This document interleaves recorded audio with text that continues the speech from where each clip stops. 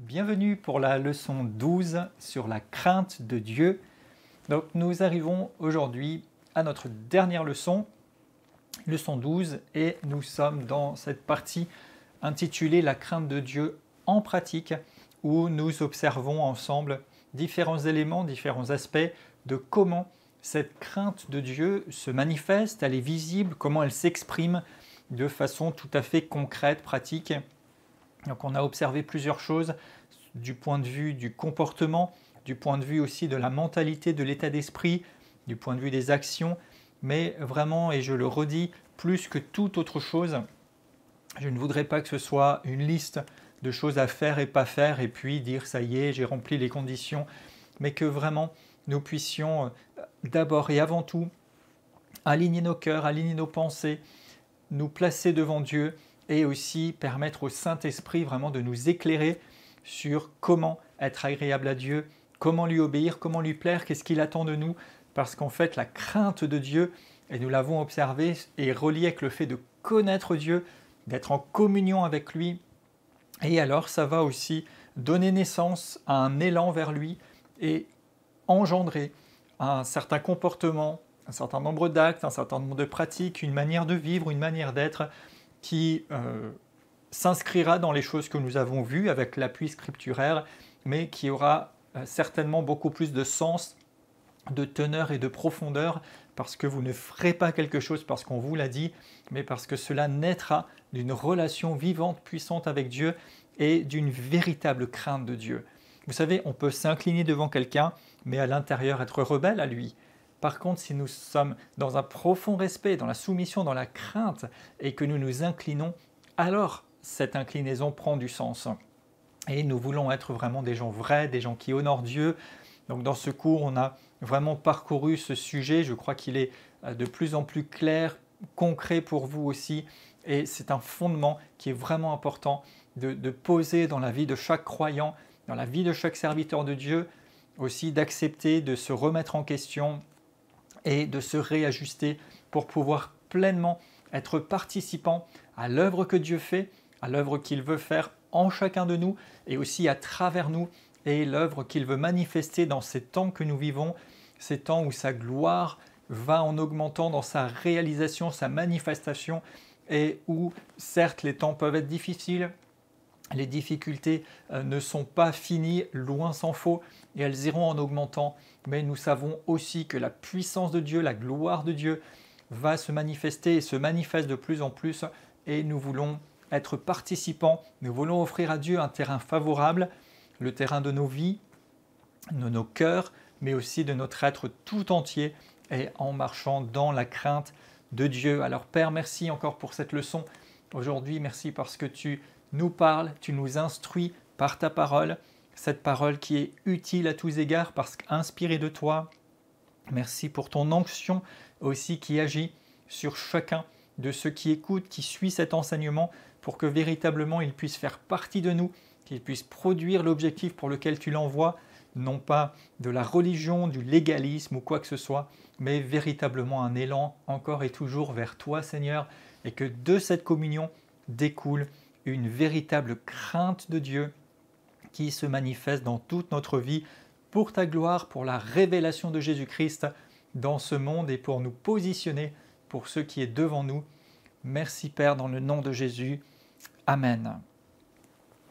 Alors, dans cette crainte de Dieu, donc on avait vu beaucoup d'exemples assez pratiques, concrets. Je vous ai aussi mis 10 références que nous avons observées ensemble, d'autres qui sont sur le support de cours et que vous pourrez regarder. Et aujourd'hui, dans cette dernière leçon maintenant, je voudrais vraiment qu'on puisse arriver vers une conclusion, si possible, du sujet, mais remettre l'accent et l'attention sur l'essentiel. L'essentiel. Vous savez, tout ce que vous pourriez vouloir faire, ou tout ce que nous pourrions dire sur ce sujet, et comme d'ailleurs sur la vie chrétienne en général, va se résumer dans une chose, c'est l'amour. L'amour, l'amour. L'amour, la communion et la révélation, la connaissance du Seigneur. Et c'est là vraiment le centre et la clé de tout le sujet. Ce n'est pas de vouloir faire plein de choses, ça c'est la religion, et on va faire un petit comparatif ici, mais c'est véritablement de grandir dans l'amour dans la révélation, dans la connaissance du Seigneur, ce qui va générer une véritable crainte de Dieu et de véritables fruits à sa gloire. Et alors nous pouvons aussi le voir se manifester de plus en plus. Alors Matthieu 22, verset 38, je voudrais relire ça avec vous ici. Matthieu 22, 38.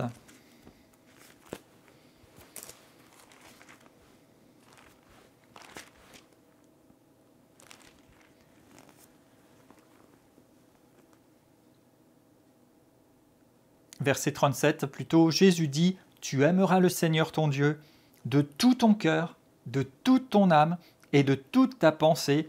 C'est le premier et le plus grand commandement. Et voici le deuxième qui lui est semblable, tu aimeras ton prochain comme toi-même. De ces deux commandements dépendent toute la loi et les prophètes. » Et la priorité absolue, c'est d'aimer le Seigneur de tout notre être, tout notre cœur, toute notre âme, toute notre pensée, tout entier.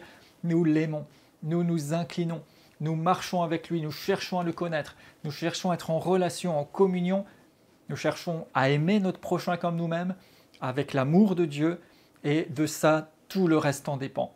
Donc tout va découler de cet amour profond, réel, de cette relation, de cette communion avec le Seigneur. En lien avec ça, on peut prendre aussi cette image que vous retrouverez dans l'évangile de Matthieu, chapitre 25, de ces vierges qui attendaient l'arrivée de l'époux pour la noce. Et il est dit qu'il y avait des vierges folles et des vierges sages. Les unes avaient pris avec elles de l'huile pour leurs lampes, les autres non. Et toutes se sont endormies. Et lorsqu'on a annoncé que l'époux arrivait, que c'était le moment de la noce, elles se sont toutes réveillées. Mais les unes avaient de l'huile pour leurs lampes et ont pu accueillir l'époux et entrer dans la noce avec lui. Les autres n'avaient plus d'huile pour leurs lampes parce qu'elles n'en avaient pas pris. Et quand elles sont revenues, elles ont trouvé porte close et elles ont manqué le moment crucial et primordial. Et nous voyons dans d'autres choses, et vous avez des enseignements sur le Saint-Esprit, que l'huile est aussi une image comme un symbole de l'onction, c'est-à-dire de la présence, de la puissance de Dieu, du Saint-Esprit. Et si nous entretenons l'huile, l'onction, la communion avec Dieu, avec le Saint-Esprit, l'onction qui grandit aussi à travers la parole de Dieu, eh bien nous pouvons marcher de manière digne du Seigneur, nous maintenir dans cette crainte, dans cette communion avec Dieu, parce que, et nous en avions parlé, l'onction, l'appel de Dieu, c'est quelque chose que nous devons honorer. Et si nous honorons l'onction, si nous honorons l'appel de Dieu, si nous nous y attachons, ça fera aussi que nous laissons les choses qui n'ont pas de valeur, nous laissons les choses ternes, les choses terrestres, pour nous attacher à ce qui nous conduit et nous relie aux choses célestes. Et c'est vraiment quelque chose d'incontournable, de primordial. Et il y a une parole que Paul donne aux Corinthiens qui résume aussi toute notre démarche, toute notre recherche et finalement qu'est-ce que nous vivons et comment la crainte de Dieu s'exprime. 1 Corinthiens 10, verset 31. 1 Corinthiens 10 et au verset 31, où il dit que vous mangiez ou que vous buviez, que vous fassiez quelque autre chose, faites tout pour la gloire de Dieu. Et ici, en fait, c'est parce qu'il y avait des débats sur qu'est-ce qu'on a le droit de manger, qu'est-ce qu'on a le droit de boire ou pas, etc. Et il va leur dire, faites tout pour la gloire de Dieu. Ça ne veut pas dire qu'on va faire n'importe quoi en disant, oui, mais je le fais pour la gloire de Dieu.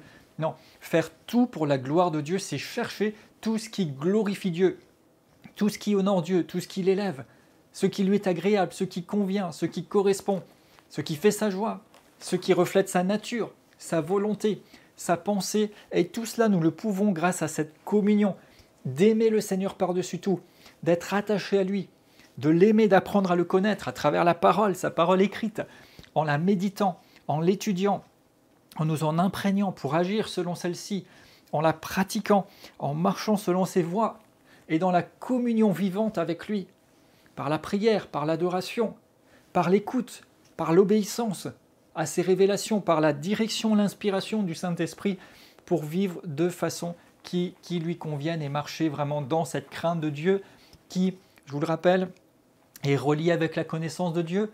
Plus nous le connaissons, plus la crainte de Dieu est alimentée en nous et plus nous le craignons, plus nous pouvons le connaître parce qu'il peut nous amener en profondeur, parce qu'il peut ouvrir nos yeux, parce qu'il peut nous révéler des choses. Et je voudrais ici faire un petit point quand même, parce que par rapport à tout ce que nous avons dit, je donne vraiment l'avertissement. Il y a crainte de Dieu, mais pas de légalisme. Pas juste des « il faut faire ci, il ne faut pas faire ça » pour marcher dans la crainte de Dieu. Non, la crainte de Dieu, c'est une position de cœur. La crainte de Dieu, c'est une attitude. La crainte de Dieu, c'est quelque chose qui est au plus profond de vous. Donc, qui va s'exprimer de différentes façons. Mais ce ne sont pas des choses que nous faisons qui sont la crainte de Dieu. C'est la crainte de Dieu qui va produire un certain nombre de fruits et de choses dans notre vie. Et Dieu aime à ce que nous l'honorions, parce qu'alors il peut agir et faire des choses merveilleuses. Lisons Ésaïe 29 au verset 13.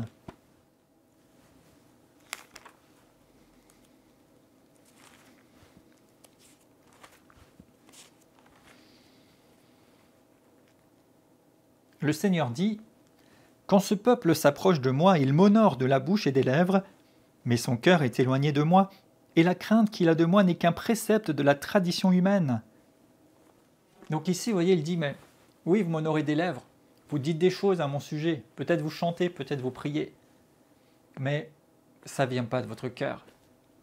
Et ce que vous avez comme crainte, c'est juste des traditions, des préceptes, des obligations. Dans l'évangile de Marc, au chapitre 7, Jésus va dire aux pharisiens religieux, vous annulez la parole de Dieu par vos traditions d'hommes. Vous n'avez pas la crainte de Dieu en fait, vous avez juste plein de traditions. Et vous savez, le légalisme ou la religiosité, c'est un ensemble de rituels, de choses extérieures, d'obligations qu'on rassemble pour essayer d'avoir une bonne relation avec Dieu, d'essayer de construire quelque chose qui lui plaise, mais ce n'est pas une relation de cœur à cœur avec lui. La religiosité, le légalisme, c'est faire plein de choses pour montrer aux autres sa sainteté, sa piété, qui met l'accent plus sur les standards que sur Dieu lui-même. C'est un système qui est juste caractérisé par la peur, soit la peur de déplaire aux dirigeants religieux, soit la peur de déplaire aux gens, soit la peur d'être montré du doigt, et qui sert bien souvent plus à cacher, à masquer ce que nous sommes réellement. Alors que la crainte de Dieu vient d'une relation profonde avec lui. La crainte de Dieu vient du fait que nous sommes transformés par la parole de Dieu, le contact avec Dieu, l'action du Saint-Esprit. Le légalisme, la religiosité ne vous change pas au fond. Et c'est pourquoi Jésus disait souvent aux religieux, mais vous n'êtes que des tombeaux blanchis, mais vous êtes des hypocrites. Pourquoi ? Parce qu'ils donnent une apparence. Ils soignent l'extérieur de peur qu'on découvre ce qu'ils sont réellement. Alors que Jésus est venu pour nous changer en profondeur, pour changer notre cœur. Vous pouvez être transformés par le Seigneur. Imaginez la liberté, la grâce et la puissance de ne plus avoir à essayer de faire plein de choses pour vous montrer tel que vous n'êtes pas. Faire semblant d'être profondément dans l'adoration, faire semblant de méditer profondément, faire semblant de prier instamment, alors qu'en fait votre cœur est sec et vide. C'est le légalisme, c'est la religion. Faire semblant de vous incliner, de faire des courbettes, de faire plein de choses pour quelqu'un, alors qu'au fond de vous-même, vous n'honorez pas cette personne. Faire des choses juste pour Dieu, alors qu'en fait votre cœur n'est pas transformé. Ce légalisme aux religiosités fonctionne avec la peur, et nous avons vu que ce n'est pas la peur. On a peur d'une punition, on a peur d'être sanctionné, on a peur pour notre image. On a peur d'être repris. Et certains ont même peur de certains ministères, de certains serviteurs ou servantes de Dieu, ou en tout cas qui en portent le nom, parce qu'ils ont peur d'être punis, d'être écartés. Ils s'inclinent, ils ont peur. Ce n'est pas la crainte de Dieu. Rappelez-vous, c'était la première leçon, la crainte de Dieu n'a rien à voir avec la peur, ni la peur selon les hommes. Donc la crainte de Dieu et le légalisme ou la religiosité se ressemblent, parce que les deux s'opposent au péché. Les deux s'opposent au comportement pécheur. Les deux recherchent une vie sainte. Les deux recherchent une forme de vertu. Mais alors que le légalisme ou la religiosité veut changer l'extérieur, en mettant l'accent sur la sévérité de Dieu, sur le jugement, en s'appuyant sur la capacité de l'humain à se rendre meilleur et à bien faire par lui-même, la crainte de Dieu véritable appelle à la repentance, appelle à accepter la grâce de Dieu et à s'abandonner à lui pour être transformé. Et offre alors une voie pour la véritable sainteté, qui est le fruit de l'œuvre de Christ pour nous, et qui est l'engagement d'une vie conforme à cela par la puissance du Saint-Esprit à l'œuvre dans notre être. La crainte de Dieu, la vraie sainteté, c'est marcher dans l'amour pour Dieu, de tout son cœur, être pleinement engagé. Pas juste essayer d'ajuster ses actes et ses manières d'être et ses pensées, mais véritablement être engagé dans une relation d'amour, d'abandon, dans une pleine consécration, une détermination à lui plaire, à marcher avec lui. Et alors ça produit la vie. Et alors ça produit la puissance. La sainteté, la crainte de Dieu nous amène à nous conformer à la nature de Dieu et à amener tout notre être, esprit, âme et corps à s'aligner sur la volonté de Dieu, sur la nature divine, à s'exposer à sa puissance, pour alors devenir comme Jésus, en parole, en pensée, en acte, en conduite. Tellement loin de la religion. Pour marcher véritablement dans la crainte de Dieu, ça passe par notre relation, notre communion intense avec lui. Garder une relation vivante avec lui. Aussi veiller sur soi-même. Le religieux, le légaliste va toujours se mesurer aux autres. Ah, je suis mieux qu'un tel, je suis mieux que celui-là. Celui qui marche dans la crainte de Dieu veille sur lui-même. Le légaliste, le religieux se concentre que sur les choses extérieures. Celui qui marche dans la crainte de Dieu veille sur son cœur. Et alors vont naître des actes, des attitudes, des positionnements conformes. Le religieux, le légaliste essaye de donner une image, une impression. Celui qui marche dans la crainte de Dieu est vrai, sincère. Il ne fait pas semblant. Jésus dit quelque part, vous ne pouvez pas dire que vous aimez Dieu si vous n'aimez pas vos prochains. Vous ne pouvez pas dire que vous honorez Dieu si vous n'honorez pas les autres. Crainte de Dieu et religiosité ou légalisme sont complètement opposés dans la position de cœur. Nous avons besoin de marcher dans cette vraie crainte de Dieu, qui dépend du Seigneur, et qui va naître de cette relation que nous chérissons tellement.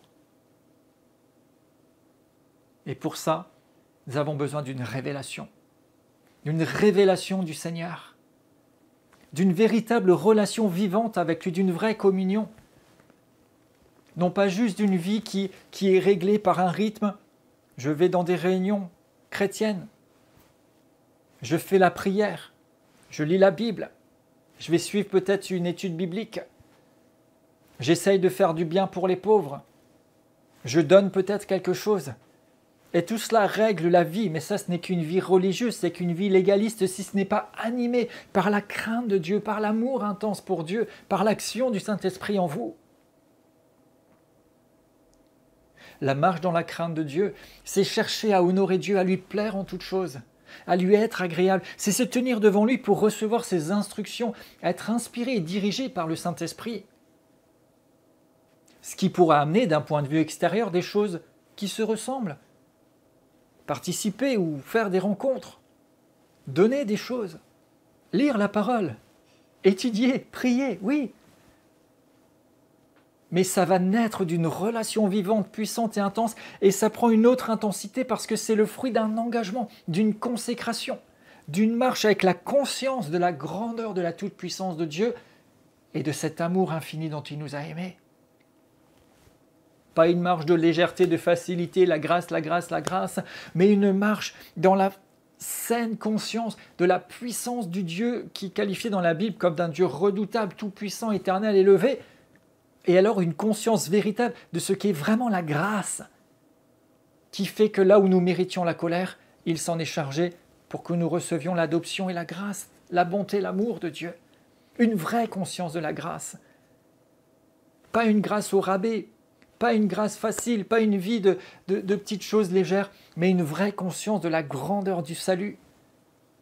Le salut, ce n'est pas juste un accessoire que Dieu nous a donné pour vivre mieux sur la terre. Le salut, c'est nous avoir arrachés à la condamnation présente et éternelle pour nous amener à la vie au prix de sa propre vie. Comme cela devrait amener une conscience de la grandeur de Dieu, de sa grandeur dans sa supériorité, sa pureté, sa sainteté, sa toute autorité, mais aussi de sa grandeur dans cet amour, dans cette compassion qu'il a manifestée avec nous et dans toutes ces bontés qui fait qu'il nous favorise, alors que nous ne méritons rien. La crainte de Dieu doit passer par cette révélation, cette relation vivante avec lui. Pas juste savoir des choses au sujet de Dieu, mais véritablement connaître, faire un avec, épouser la connaissance, la conscience, la relation avec Dieu. Le livre des Actes nous parle d'un certain Saul, qui était un religieux, un légaliste, fervent, au point qu'il combattait ces nouveaux croyants, ces nouveaux mouvements, qui se réclamaient d'un certain Jésus-Christ et qui étaient remplis d'un certain Saint-Esprit et qui commençaient à se répandre partout et à déranger le monde religieux. Alors Saul, qui se croyait engagé dans un combat divin de défendre la foi pure et vraie du judaïsme, il respirait le crime et la menace et il avait l'autorisation, il demandait l'autorisation des chefs religieux de l'époque d'aller de lieu en lieu et de tuer, de massacrer ces croyants convaincus de faire la bonne chose et de défendre les intérêts de Dieu. Le légalisme, la religion. Et un jour, alors qu'il est en route pour aller massacrer et arrêter des chrétiens, il nous est dit dans Actes au chapitre 9 et au verset 3,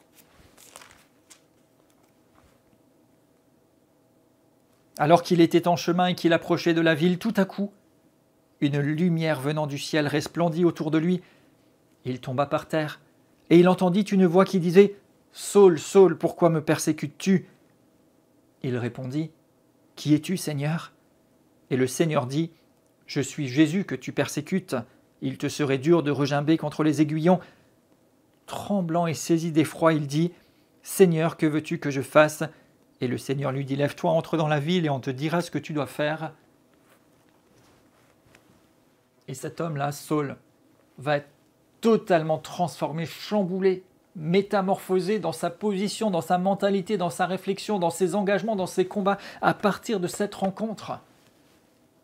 Et Saul deviendra Paul, communément connu comme l'apôtre Paul, qui a fondé plusieurs églises, qui a écrit une bonne partie du Nouveau Testament, qui a une révélation intense sur l'Église, révélation intense sur la teneur spirituelle de l'œuvre de Jésus-Christ, révélation intense de Jésus-Christ lui-même.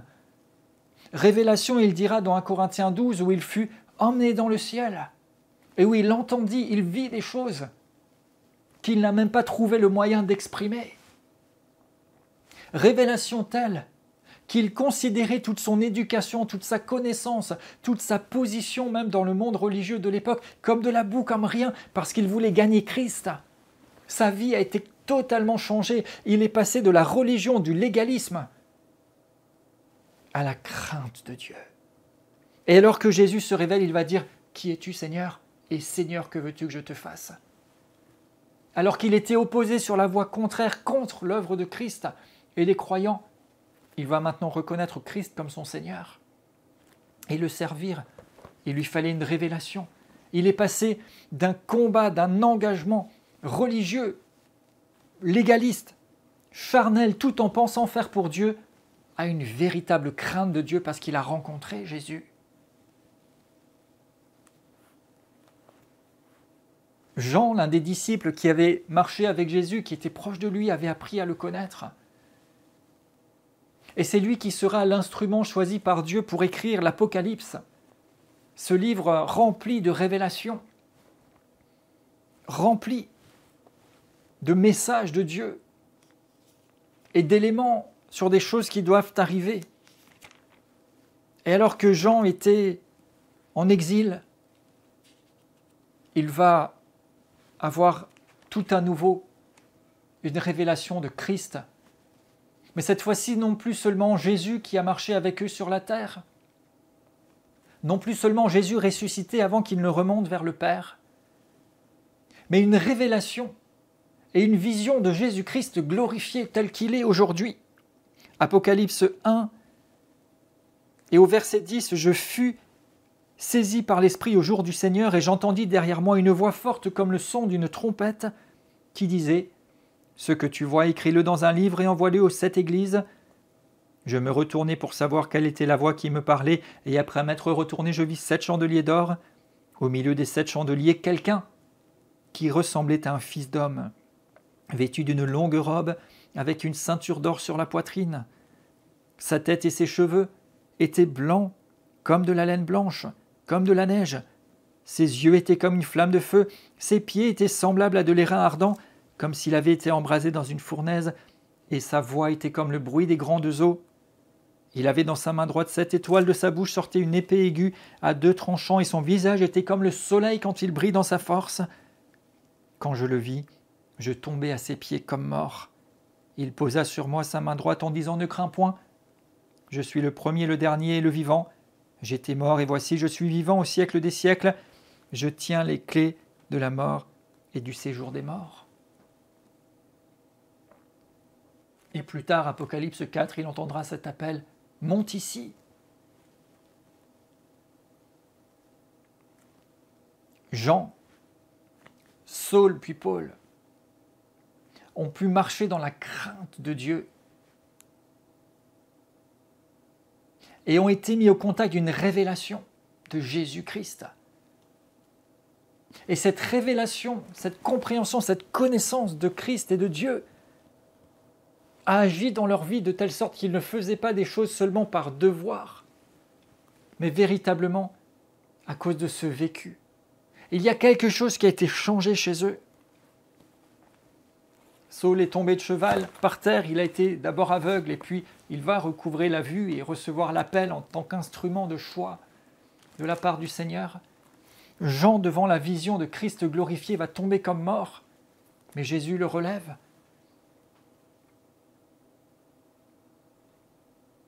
Et bien sûr, ces 2 exemples ici sont, diraient certains, spectaculaires, remarquables, et ils le sont. Mais il n'est pas exclu que vous et moi n'ayons une telle révélation du Seigneur. Mais quand bien même nous n'aurions pas exactement la même expérience et le même vécu, la puissance spirituelle et la réalité spirituelle qui est reflétée dans ces 2 exemples et dans ce vécu est une nécessité à marcher vraiment dans la crainte de Dieu, est une nécessité à servir Dieu dans la dimension céleste, dans la dimension de sa gloire, dans la dimension de sa puissance. Nous ne pouvons pas rester juste des êtres humains qui raisonnons comme des humains, qui agissons comme des humains, et qui essayons de couronner notre manière de vivre d'une philosophie, d'une théologie que serait l'Évangile, d'un mode de vie, de principes. L'Évangile, la marche avec Dieu, ce ne sont pas que des principes, ce ne sont pas que des modes de vie, ce n'est pas juste des règles de conduite, ce n'est pas juste des obligations.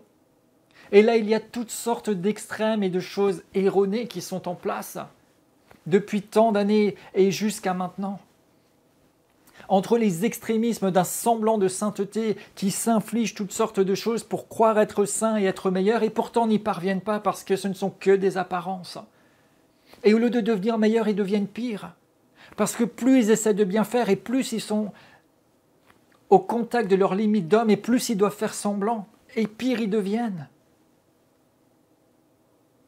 Et puis l'autre excès de dire « Ah, l'Évangile, la Bible, c'est pour notre bien, pour notre épanouissement, pour notre développement, pour faire mieux, pour être bien. Dieu est bon, Dieu est amour. » Et puis il y a la grâce, donc même si aujourd'hui les choses sont différentes, même si ma vie n'est pas comme elle devrait être, il y a la grâce. Même si je fais n'importe quoi, buvons, mangeons, réjouissons-nous, de toute façon, le Seigneur pardonne, le Seigneur est bon. Et qui dilue la teneur de l'Évangile et qui par là même dilue la puissance du salut que nous avons reçu. Jésus n'a pas été léger, il n'a pas fait à moitié. Il est venu sur la terre, il a donné sa propre vie pour notre salut. Ça demandait une vie, ça demandait son sang, ça demandait son sacrifice. Bien loin de la légèreté. Une saine et sainte crainte de Dieu, une vraie crainte de Dieu. Dieu désire un peuple qui l'adore et l'adore en esprit et en vérité. Dieu désire un peuple qui puisse être au contact de sa révélation et qui puisse entrer dans l'accomplissement de ses buts pour la terre et pour l'éternité. Atteindre la stature parfaite de Christ, entrer dans les dimensions célestes, manifester l'Église glorieuse qui prépare son retour sur cette terre, qui prépare les nouveaux cieux et la nouvelle terre. Et pour ça, il lui faut un peuple qui ait la crainte de Dieu. La crainte de Dieu. Qui soit fidèle dans les choses simples, qui s'engage à sa suite. Non pas comme le fruit de ses propres efforts ou de ses propres mérites ou de ses propres capacités, mais comme le fruit de l'œuvre de sa grâce et de la nouvelle nature auquel il a été mis au bénéfice par l'œuvre de Jésus.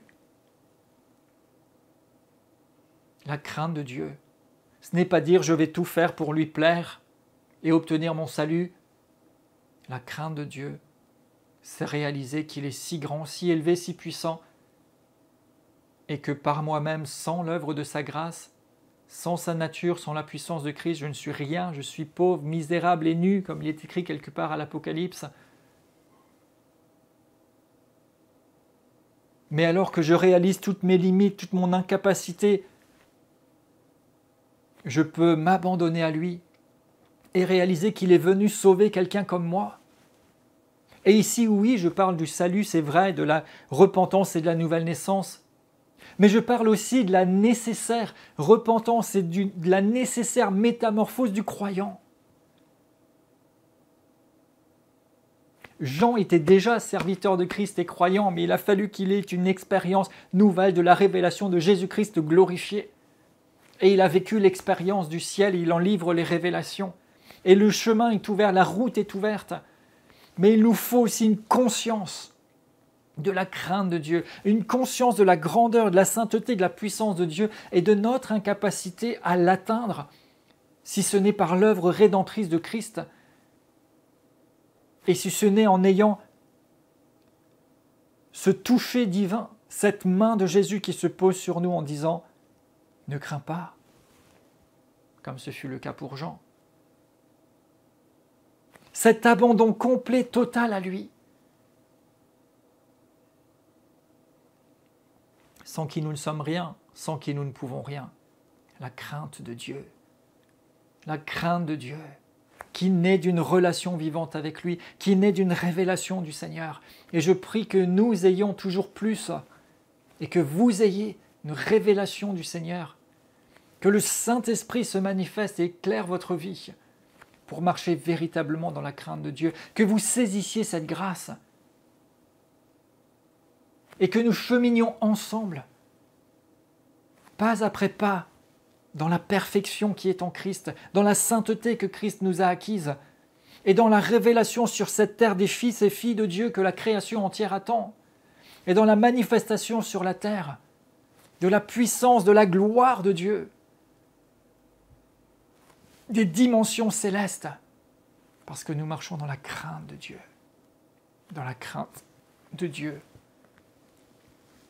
Cette crainte de Dieu qui est un profond respect, qui s'exprime par le fait qu'il soit notre référence. Sa parole seule fait foi. C'est ce qu'il dit lui qui compte. C'est sa direction à lui qui compte, dans laquelle il a notre préférence. Je le veux d'abord et par-dessus tout. Je veux l'aimer de tout mon être par-dessus tout. Je veux être dans ses voies, je veux faire ce qu'il attend de moi, je veux m'attacher à lui. Il est ma préférence. J'ai pour lui de la déférence, ce respect profond qui me porte à me conformer à sa volonté, à ses désirs, à ses sentiments. J'incline ma vie, j'offre ma vie en sacrifice par déférence. Et j'ai pour lui de la révérence. Je le vénère, je reconnais sa grandeur, je m'incline, je l'adore devant lui. Et tout en ayant conscience de cette grandeur, de cette supériorité absolue, de cette toute-puissance, j'ai aussi la révélation en même temps et la conscience de cet amour qui me permet d'avoir accès à lui, d'être son ami. Et alors que je choisis de marcher sur cette voie de l'honneur, je m'expose à sa manifestation, à ses révélations, bien au-delà de mes limites, bien au-delà même de mes rêves, bien au-delà de toutes les possibilités. Parce qu'il a dit « J'honore celui qui m'honore ». Lisons 1 Samuel 2, 30.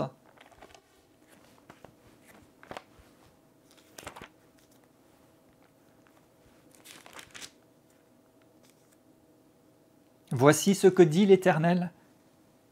J'avais déclaré que ta maison et la maison de ton père marcheraient devant moi à perpétuité, et maintenant, dit l'Éternel, loin de moi. Et ici, il y a une séparation, un jugement prophétique qui est donné, mais Dieu agit sur la base d'une vérité immuable.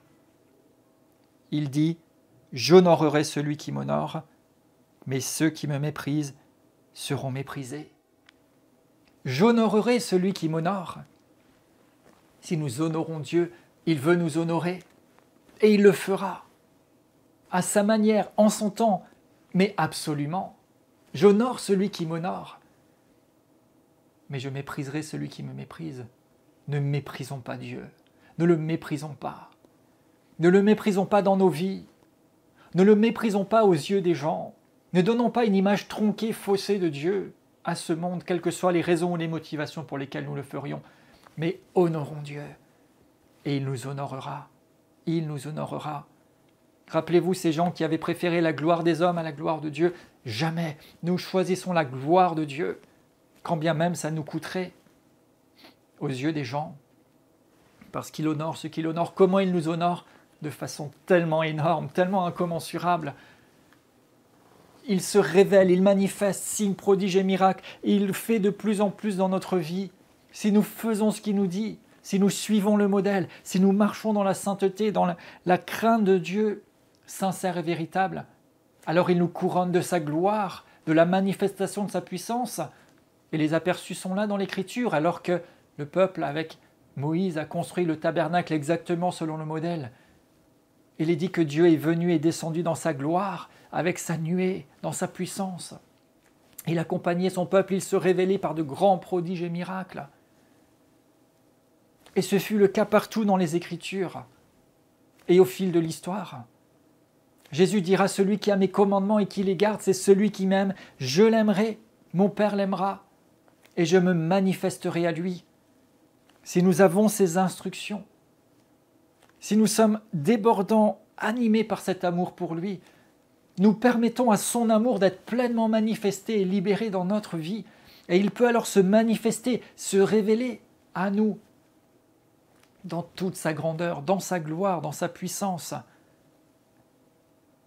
Comment il nous honore, même dans le fait qu'il nous ait choisis, qu'il nous ait appelés et qu'il nous utilise. L'Épître aux Romains nous dit qu'il nous a prédestinés, qu'il nous a connus d'avance, qu'il nous a appelés. Il nous a justifiés et il nous a glorifiés. 1 Pierre 2, versets 9 à 10, dit qu'il fait de nous une nation sainte, un peuple élu, un sacerdoce royal pour annoncer ses vertus. Quel honneur! Bien-aimé, ce n'est pas une contrainte que de servir Dieu, que de lui être soumis, que de lui obéir. C'est un honneur. Parce que Dieu démontre à travers nous, il est écrit encore ailleurs, la richesse, la puissance, la grandeur variée de sa sagesse et de qui il est. C'est un honneur de le servir, c'est un honneur de se soumettre à lui, c'est un honneur de lui obéir. Plus nous le connaissons, plus nous sommes en communion avec lui, plus nous prenons conscience de qui est Dieu, plus nous pouvons marcher dans cette sainte crainte de Dieu et réaliser combien c'est un honneur. Nous ne lui rendons pas service à lui obéir, nous sommes si honorés de pouvoir lui obéir, de pouvoir nous offrir tout entier à lui en culte raisonnable, d'être métamorphosés, de vivre dans ces dimensions réalités célestes qu'il attend pour nous, mais pour lesquelles il nous faut la crainte de Dieu. Nous avions observé déjà un certain nombre de bénéfices, les motivations que nous pouvons avoir. Mais il y a des choses si grandes. Plus nous marchons dans la crainte de Dieu, plus il peut agir dans notre vie, plus il peut nous honorer, plus sa gloire peut se manifester dans des dimensions supérieures, plus nous l'honorons, plus il peut nous amener de gloire en gloire, plus il peut être visible dans ce monde à travers notre vie. Bien-aimé, la crainte de Dieu, loin d'une contrainte, est une telle puissance. La crainte de Dieu, c'est quelque chose que nous devrions arborer, soigner, développer, mais cette vraie crainte de Dieu. Si nous craignons Dieu, nous n'avons peur de rien d'autre. Si nous craignons Dieu, nous avons la vie. Si nous craignons Dieu, nous avons accès à la sagesse. Si nous craignons Dieu, nous n'avons rien d'autre à craindre. Si nous craignons Dieu, il peut se révéler. Nous pouvons entrer de plus en plus dans les profondeurs de sa connaissance et de sa communion. Et alors le voir révéler de plus en plus, alors que nous effaçons, il paraît de plus en plus. Et les gens peuvent être attirés à lui. Et son œuvre peut être manifeste, il peut être connu, reconnu, glorifié, élevé comme celui qu'il est vraiment. Et alors que le temps passe, alors que les temps avancent, et que les plans et buts de Dieu doivent se développer et s'accomplir, nous pouvons, bien-aimés, prendre part à la manifestation de Jésus-Christ glorifié, à la révélation de l'Éternel dans sa gloire, jusqu'au jour du retour du Seigneur, jusqu'à l'accomplissement de cette expérience glorieuse, jusqu'à ce que nous soyons avec lui pour l'éternité. Marchons dans la crainte de Dieu. Marchons dans la crainte de Dieu. Et voyons-le paraître comme jamais auparavant. Apprenons à le connaître toujours plus. Aimons-le, honorons-le, servons-le par-dessus tout. Et ce n'est même pas pour ça que nous le faisons, mais il choisit de nous honorer. Rien ne vaut l'honneur que Dieu peut répandre sur nous. Rien ne vaut l'approbation du Seigneur. Rien ne vaut la grâce, l'amour et la gloire de Dieu. La crainte de Dieu, c'est ce profond respect qui s'exprime par le fait qu'il soit notre référence, qu'il est notre préférence, que nous ayons pour lui de la déférence et de la révérence. Je prie que ce cours vous éclaire, qu'il vous aide. Méditez-le, méditez la parole de Dieu. Exposez-vous à la présence de Dieu, cherchez à le connaître. Inclinez-vous simplement devant lui, demandez au Saint-Esprit de vous éclairer et de se révéler à vous. Et marchons dans la crainte de Dieu. Soyons ce peuple que Dieu cherche et à travers lequel il se fasse connaître pour l'honneur de son nom. Père, dans le nom de Jésus, je te remercie pour chaque personne maintenant qui entend ce cours, qui entend ma voix, qui a suivi cet enseignement. Seigneur, nous avons ta parole et nous voulons la chérir pour te plaire et marcher avec toi. Seigneur, nous comprenons que toute la loi et les prophètes, tous les commandements se résument dans le fait de t'aimer toi par-dessus tout et avec tout ce que nous sommes et d'aimer notre prochain comme nous-mêmes. Nous réalisons, Seigneur, que tu ne cherches pas de nous des apparences, mais que tu cherches la réalité. Tu cherches notre cœur, tu cherches notre vie. Et Seigneur, je réalise, et nous réalisons, alors que le temps passe et jour après jour, combien nous avons besoin de toi, combien nous dépendons de toi. Saint-Esprit, je prie que, par l'amour de Dieu, par les compassions de Christ, tu puisses souffler maintenant dans la vie de chaque personne qui entend cet enseignement, qui s'expose pour être éclairé par toi sur comment vivre et grandir dans la crainte de Dieu et te plaire. Je prie, Seigneur, que tu inscrives en nous les vérités dont nous avons besoin et qui sont si nécessaires pour que tant de ces éléments que nous avons abordés comme des excès, comme des erreurs, comme des choses qui n'ont pas lieu d'être, ne trouvent pas le chemin de nos vies, de nos cœurs, mais que nous puissions véritablement, Seigneur, marcher dans la conscience de qui tu es, dans la crainte de Dieu. Chercher toujours à te glorifier toi et toi seul. Ne jamais, Seigneur, avoir d'autres motivations ou objectifs que celui de t'être agréable et d'accomplir ce pourquoi tu nous as amenés à l'existence, tu nous as choisis, tu nous as sauvés, tu nous as établis. Je prie, Père, que chacun puisse avoir une révélation rafraîchie de toi et marcher dans tes voies. Merci parce que c'est toi, Seigneur, qui nous en rend capables. Et merci pour les choses merveilleuses qui vont être amenées à l'existence, dans nos cœurs, dans nos vies, dans les choses invisibles et dans les choses visibles, et que nous puissions être porteurs d'une image pure, rétablie, du Dieu que nous servons, de la crainte et la sainteté de Dieu, et que nous la portions au milieu de ce monde, que lorsque tu reviennes, Jésus, tu trouves la foi véritable sur la terre, que tu trouves cette Église que tu veux former et que tu formes, glorieuse, sans tache, ni ride, ni rien de semblable, par l'œuvre de ta grâce et de ta puissance, à laquelle nous abandonnons nos êtres tout entiers maintenant, Je te remercie, Père, je déclare que nous sommes des hommes et des femmes de foi, des hommes et des femmes de la crainte de Dieu, des hommes et des femmes qui t'honorent et que tu honores. Au nom de Jésus, Amen. C'est la fin de ce cours. Merci de l'avoir suivi et marchons dans la crainte de Dieu.